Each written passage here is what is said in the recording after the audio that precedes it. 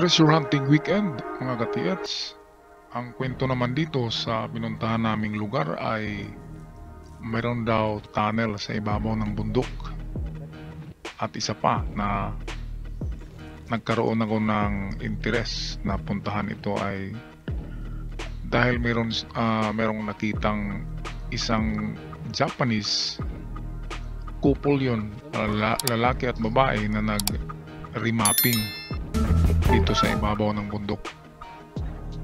At yun ang hahanapin namin, kung saan yung kanyang mga marka na ginawa sa mga niyog.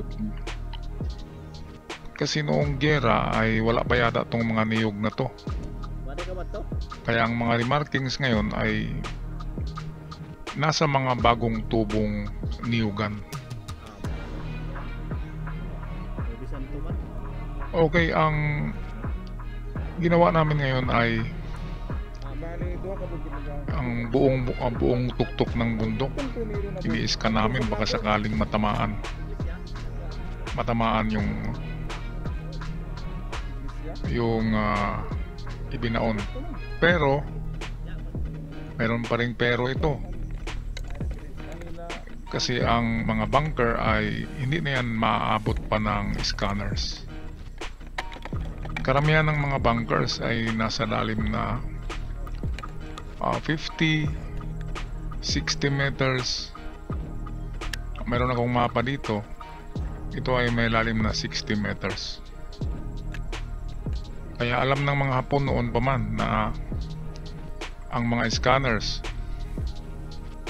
at mga detectors ay makapag-detect lamang ng 30 to 40 meters. Beyond that deep ay hindi na makaabot.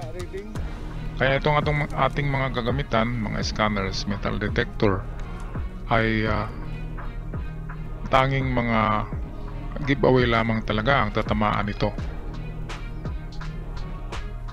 Ayan ang katotohanan. At ang mga bunkers na pinaglagyan ng malaking deposit ay hindi na yan saklaw. Hindi na yan kayang hanapin pa ng ating mga kagamitan. Yan ay mahanap na yan kung meron tayong mapa at matagpuan yung entrance to the bunker.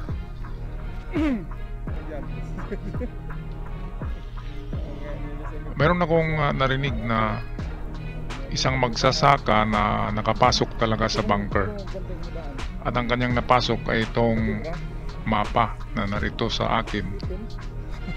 Ito yung bunker sa isang isla kung saan merong lalim siya na 60 meters. At totoo talaga ang nasa mapa na ang tanging takip sa entrance to the bunker ay isang malapad na bato, at itutulak mo lang yun. Gamitan lang ng bara, ng leverage para mabuksan. Ligwat, tawag sa Bisaya, ligwatan para mabuksan yung pinatong lamang na bato na malapad na takip sa entrance to the bunker. Napakagandang bunker yun kasi hindi nilagyan ng backfill. Bumaba daw doon ang matanda, at pagdating sa dulo ay nakita niya na yung nilagyan ng trapal. At yung isang doon, pile, ay tatlong pile ito eh. Ang isang pile ay walang trapal. Kaya nakikita niya ng mga kwadrado, rectangular na mga hugis gold bars ang naroon. At ang problema nga lang ay paglapit niya ay lumitaw daw yung napakalaging ahas na parang poste ang laki. Kaya tumakbo, kumaripas ang matanda paglabas. At kinabukasan ay sinarhan niya yung binuksan niya na entrance. And then pagkagabi nilagnat daw ang matanda. Ilang buwan lang ay namatay ang matanda, siguro dahil sa takot.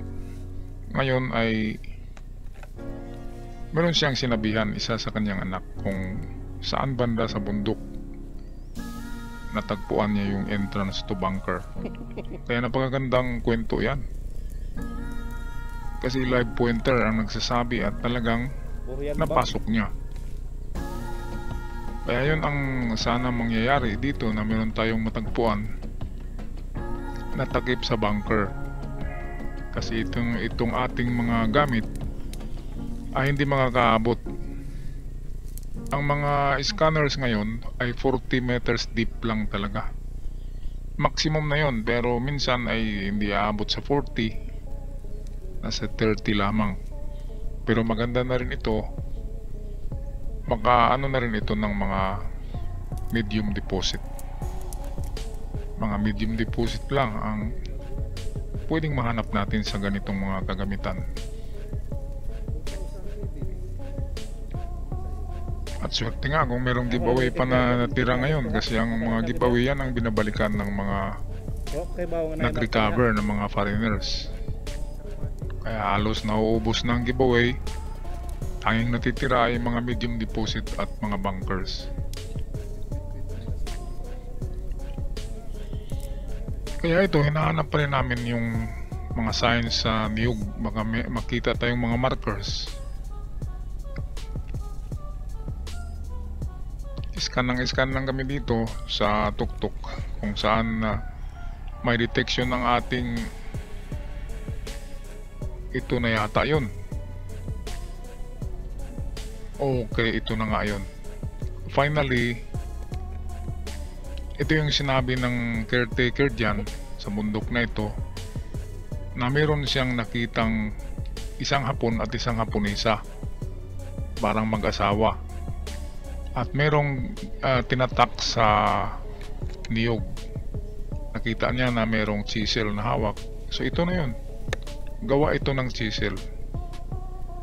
Diamond pala ang remarking ng mga Hapon na yun. Ayun, klarong-klaro yun, at sinisil talaga yun. So yun ay remarking. Ngayon kailangan na naman i-decode yun kung saan banda. Pero isang sigurado na analysis dyan ay hindi lalayo sa diamond marker, yung sa niyog. Estimate ko nasa 15 meters pinakamalayo na radius, at hindi lalayo dyan. Kaya ang ginawa namin, magnetic scan muna. Pwede namang gamitin parang detector lang itong proton, kahit walang laptop. Kung kabisado mo na yung tunog niya, ay alam mo kung metal ang tatamaan. Kasi iba ang tunog, iba rin yung minerals, ay lalo na kung ginto. So ito, binalikan ko, diamond talaga, man-made. Ito nga yung chinisel na sabi ng nagbantay dyan sa mga niyugan, na merong dalang chisel yung Hapon, at nag-chisel daw sa mga puno. Kaya yun ang hahanapin natin. Bago lang yun, noong Odette yata, noong bumagyo dito 2 years ago. So bago lang. Kaya kahit mga bata pa na niyog ay pwedeng may remarkings. Ito, counter sign niya ng yung diamond. Kaya hanap pa tayo sa unahan, sa palibot niya. Kapag mayroon maraming remarkings dyan na sign, so sigurado na itong area na ito, ito ang merong laman. At dahil sa naglobat na tayo, ay hindi na natin ma-scan ang buong palibot nito. Kasi kanina pa tayo nag-i-scan, nagdi-detect.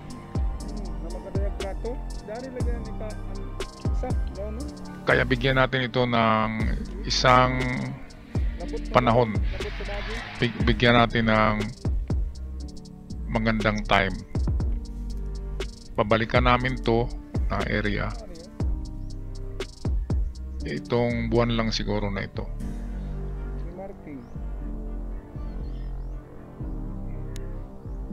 Minsan makakita tayo ng mga marka sa niyog na akala natin gawa ng mga kulisap.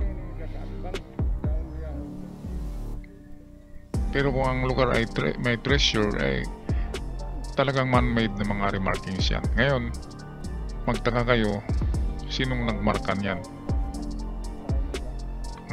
Ang nagmarka niyan ay mga Hapon na bumabalik dito. Hindi natin sila makikita kasi madaling araw sila. Madaling araw yan aakyat sa bundok. Yan yung kinakahol ng mga aso.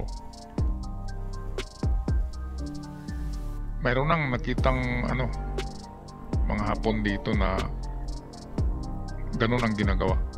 Nakikita sila sa madaling araw at kapag nakita nilang may-ari ng lupa, umaalis ka agad. Nagre-remarking para sa pagbalik nila, recovery na ang gagawin. Kaya sila lang ang nakaalam ng meaning ng kanilang marka, pero one thing for sure, hindi talaga lalayo sa mga puno na nilalagyan nila ng marka. Palagay ko nga yung diamond dyan ay nasa harapan lang.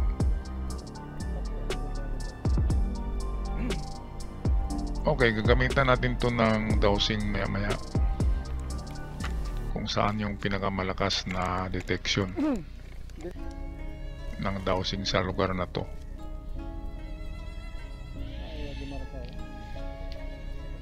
Ang isa sa magandang topography nitong bundok na ito ay meron siyang katapat na yung matulis na bundok. Matulis na bundok yon, kung nakita nyo kanina, yung parang cone, parang mayon volcano. Yun, magandang yun, background marker nila yun sa mapa, kung meron man mapa.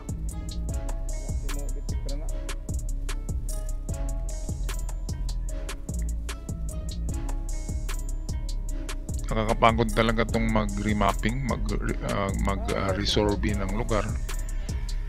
Kasi hindi mo nga alam kung saan ka mag-umpisa dahil walang mapa. Yan ang mahirap kasi napakalaki ng tuktok ng bundok.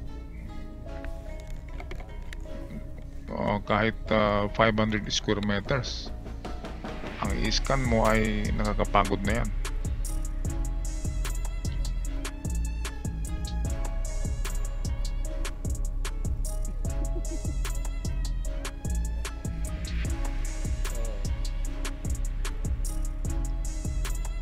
Kaya ito, sa kalagitnaan ng mga remarkings ako, magda-dowsing baka sakaling mag-iikis ang dowsing.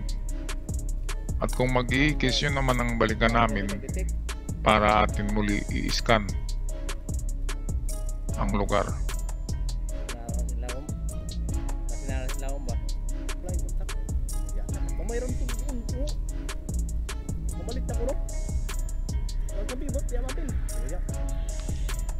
Ngayong buwan ng Abril ay magbibigay ako ng pa-raffle 5 manalo ng dowsing rod na katulad ng ginamit ko, para meron din kayong madaling gamitin na gamit para sa paghanap ng anomaly underground. Ang dowsing rod ay madaling makapag-detect.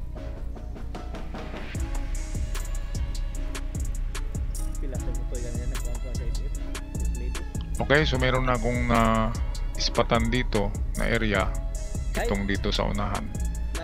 At ito na yung ating balikan maybe next week, this month, mga katiyats.